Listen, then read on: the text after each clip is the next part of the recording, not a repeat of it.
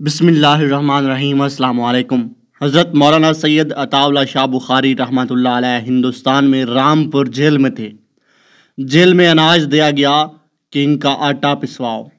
کہا گیا عطا اللہ تم باغی ہو، اس لیے تمہاری یہی سزا ہے کہ تم آج چکی پیسو۔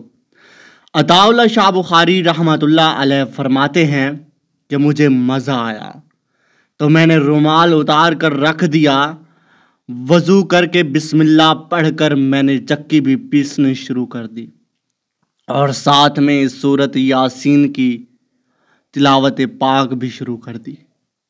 عطا اللہ شاہ بخاری رحمۃ اللہ علیہ فرماتے ہیں کہ جب میں نے قرآن کو آواز کے ساتھ پڑھنا شروع کیا تو اس وقت جیل کا سپریڈنٹ قریب تھا۔